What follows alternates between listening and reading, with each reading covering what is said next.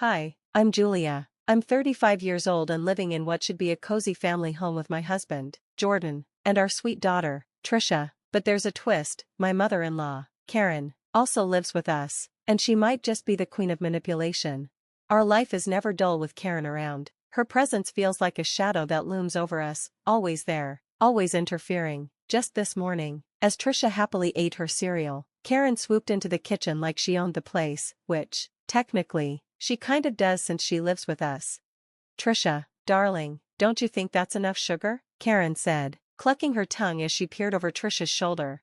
Trisha looked at me with pleading eyes, silently asking for help. I kept my voice calm. "It's fine, Karen. Trisha's breakfast is perfectly balanced." But Karen wasn't done. "You know, Julia, back in my day, we were taught not to talk back to our elders. I'm just trying to help, for Trisha's own good." The room grew tense. Even the air felt heavy. I clenched my fists, holding back my frustration. "I appreciate your concern, Karen, but Trisha and I have this covered." That was just a typical start to our day. Evenings were no easier. Last night, as I was tucking Trisha into bed, Karen barged into her room. "Close the window, she'll catch a cold," she insisted, even though it was mild spring weather. "Trisha needs fresh air, Karen. It's not even cold," I argued. But Karen tooted, going on about how the night air was damp and could harm young bones. Later, Jordan, trying, as always, to play the peacekeeper, came in after Karen left, rubbing his neck. He said, "Mom means well, you know, she's just set in her ways." I sighed, wanting to believe him. "I know, Jordan, but her ways are overbearing. It's like walking on eggshells in my own home." He nodded, a brief flash of understanding in his eyes before it disappeared behind his usual optimism. "Let's try to keep the peace for Trisha's sake. We'll figure this out."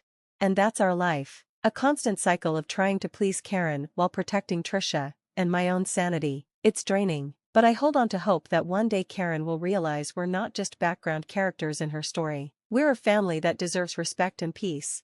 So there you have it, a glimpse into our everyday struggles. Stick around because the story only gets more intense from here. Don't forget to like and subscribe for updates. One unusually quiet evening, as Trisha played softly in the living room, Karen cornered me in the kitchen. Her voice was strangely serious as she clasped her hands tightly in front of her. "Julia, there's something very important. I need to talk to you," Karen said seriously. I wiped my hands on a dish towel, suddenly uneasy. "Karen, what about Erica's baby?" She took a deep breath, her eyes darting nervously before meeting mine. "The baby is very sick, Julia, and there's only one way to save him." Confusion turned to horror as I realized where this was going. "What are you saying, Karen?" "It's Trisha's heart. We needed to save the baby," she said bluntly, like it was no big deal. I staggered back, my heart pounding. "Are you insane? Trisha is healthy." "But think about Erica. You'd be saving a life," Karen insisted, stepping closer. "No, absolutely not." My voice shook as I yelled, "Trisha is not a spare parts bank." Just then, Jordan walked in, his face full of confusion. "What's going on here?" Karen turned to him with fake tears in her eyes. "I was just explaining to Julia how Trisha could be a hero by saving Erica's baby." Jordan looked back and forth between us, unsure. "Mom, that's not possible, Trisha." "But think about it, Jordan," Karen interrupted, her voice desperate. "Wouldn't it be wonderful to save your cousin's child?" Jordan hesitated, his voice weak. "No, Mom, that's not right." Karen's tone turned sharp. "You'd let family die? You wouldn't even consider it?" "I'm taking Trisha and going to my parents," I declared, grabbing my daughter's hand. "We can't stay here." As I packed a bag, Jordan followed me into the bedroom, torn and conflicted. "Are you sure you want to leave? Maybe Mom didn't mean it like that." "Didn't mean it, Jordan? She asked for our daughter's heart. How else could she mean it?" I snapped, my hands shaking as I zipped the suitcase. "There has to be another way to help Erica without leaving," Jordan said weakly.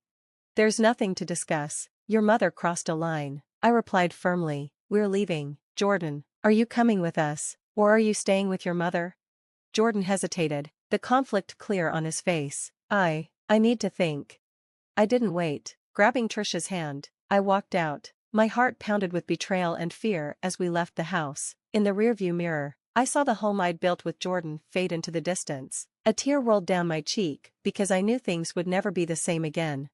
As we reached my parents' house, My mind raced with shock and disbelief. I kept reminding myself that Trisha was safe now. That was all that mattered.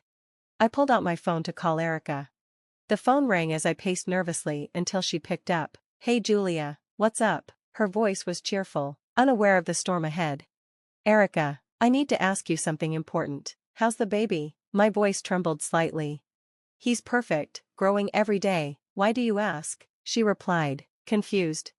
"Karen told me he was critically ill," I said, trying to keep calm. "What? That's not true at all. Where did she get that idea?" Erica's tone shifted to concern. "She asked me for Trisha's heart, Erica. She said it was the only way to save your baby," I admitted, the words tasting bitter. There was a pause. Then Erica said firmly, "That's insane, Julia. There's nothing wrong with my baby. I don't understand why Karen would say that." Relief and anger swirled inside me. "I think Karen is trying to manipulate us. I need your help to expose her." "Absolutely, this has to stop," Erica agreed without hesitation. We discussed our plan. Erica suggested, "What if we pretend to go along with her idea? We can set up a meeting and record her talking about this. That way, we'll have proof." "That might work. We need evidence to show Jordan and everyone else how manipulative she's been," I agreed. "I'll talk to my husband tonight, and we'll get this set up," Erica said. Later that evening, Jordan called. "Are you and Trisha okay?" His voice was hesitant, full of regret. "We're safe, Jordan, but we need to talk about your mother," I said, getting straight to the point. "I've been thinking about what happened. It's hard to believe," he admitted softly. Erica confirmed it. "The baby is healthy. There was never any need for a heart transplant," I explained. There was a long pause, followed by a heavy sigh. "What do you want to do?"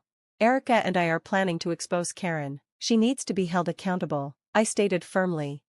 "Okay, I don't understand her anymore," Jordan said, his voice stronger now. "I'll help however I can."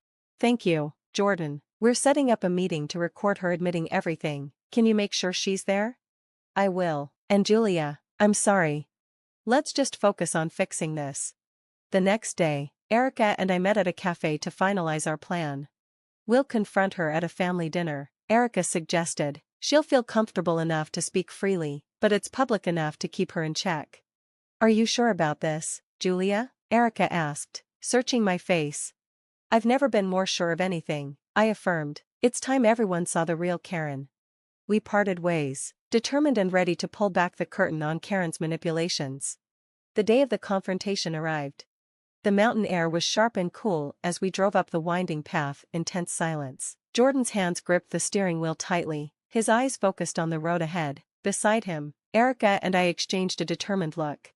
When we reached the meeting spot, a secluded clearing with a breathtaking view, Karen was already waiting. Her expression was a mix of curiosity and mild annoyance. "What is this all about, Jordan? Why here?" Karen demanded as soon as we stepped out of the car. Jordan looked at her, his voice steady but tinged with nervousness. "We need to talk, Mom. It's important." I took a deep breath and stepped forward. "This is about your request, Karen, about the heart transplant you wanted for Erica's baby." Karen's eyes narrowed, a flash of defensiveness on her face. "I was only trying to save a life. You should be grateful." "Actually, there's a twist," Erica interjected, her voice calm but firm. "My baby doesn't need a transplant. He's perfectly healthy." Confusion crossed Karen's face before it was replaced with suspicion. "What are you saying?" "We know you lied, Karen, and now we want you to understand how it feels," I said, my voice stronger. "We need your heart, Karen." Karen stepped back, her eyes wide with shock. "What? Are you out of your minds? Just like you needed Trisha's heart, we need yours," Jordan added, his voice steady and determined. "This is ridiculous. You can't be serious." Karen's voice rose in panic as she looked between the three of us. "It's only fair, Karen. It's the only way to save another life," I continued, watching her confidence start to crack. "You can't do this to me." I refuse," Karen stammered, her composure breaking. "But didn't you expect Julia to agree when it was about Trisha?" Erica challenged, stepping closer. That was different," Karen faltered, her argument weak. Jordan quietly pulled out his phone, revealing that he had been recording the entire conversation. "We have everything on tape. Mom, your hypocrisy, your panic. How does it feel to be so helpless?"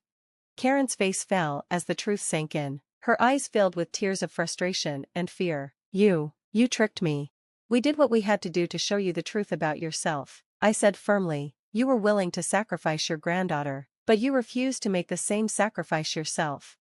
Karen looked at us, her usual commanding presence gone. Now she was just a broken figure of despair and isolation. I didn't mean it, I was just desperate. But not desperate enough to offer yourself, Jordan said, his voice heavy with disappointment. The recording stopped, and the air grew thick with silence as the weight of the moment settled around us. Karen sat down, sobbing quietly, her defenses shattered. We'll be leaving, I said calmly. I turned to walk back to the car with Erica and Jordan. Perhaps now you'll understand the weight of your words and actions, I said. We left Karen alone in the cold mountain air, a figure consumed by her own choices. It felt as though a heavy curtain had been lifted. The truth was finally out. Healing might come someday, and perhaps forgiveness too, but for now, the wounds were too fresh, the betrayal too deep. As we pulled into our driveway, the weight of the day's revelations lingered. Jordan and I exchanged a glance, a silent understanding that everything had changed. Inside, Roger was waiting, his face etched with disappointment and resolve. Karen, he began as we entered, not even waiting for us to sit. I've spoken with Erica. She told me everything. Karen, still shaken from the confrontation, looked up. I can explain. There's nothing to explain, Roger cut her off. How could you even think of sacrificing your own granddaughter? It was a mistake, Roger. I just wanted to help, Karen pleaded, her voice trembling. Help? By tearing apart your own family? Roger's tone was sharp and disbelieving. I can't do this. I can't be with someone who values life so little. Karen reached for him, her hand shaking. Please don't leave me, Roger. I'll change, I promise. But Roger stepped back, his decision firm. It's too late for promises, Karen. I'm leaving. I want a divorce. The finality in his voice broke her. Karen slumped into a chair, defeated. Jordan placed a comforting hand on my shoulder. We should go pack, Julia. It's time to start fresh.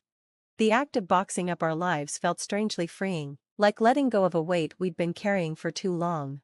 I'm sorry for not believing you right away, Jordan said quietly as he folded Trisha's clothes.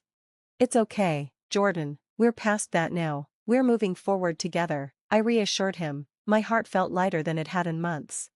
When everything was packed, we stood outside the house one last time. Trisha, blissfully unaware of the deeper emotions at play, tugged on my hand. Are we going on an adventure, Mommy? Yes, sweetheart, a big one. I smiled down at her, hope filling my chest. As we drove away, the house grew smaller in the rearview mirror. I turned to Jordan, feeling a quiet strength between us. A new chapter was waiting, and for the first time in a long time, the future felt full of promise. I shared my thoughts as we drove. Protecting our family was the hardest thing I've ever done, but it taught me the importance of standing up for what's right. Jordan nodded, his hand finding mine. We have a fresh start now, free from the past. Let's make the most of it, for Trisha. As the miles stretched before us, leading to a new beginning, the car filled with a sense of freedom and peace. We were together, stronger and more united than ever, ready to build a life defined by love and respect, far away from the shadows of manipulation. Now that our story has come to a close, I want to ask you, do you believe some actions are so unforgivable that they justify cutting ties with family, like Julia and Jordan chose? Or is there always room for reconciliation and forgiveness? Share your thoughts in the comments below, and let's discuss. If you enjoyed this story, don't forget to like the video and subscribe to our channel for more engaging content. Your support means so much.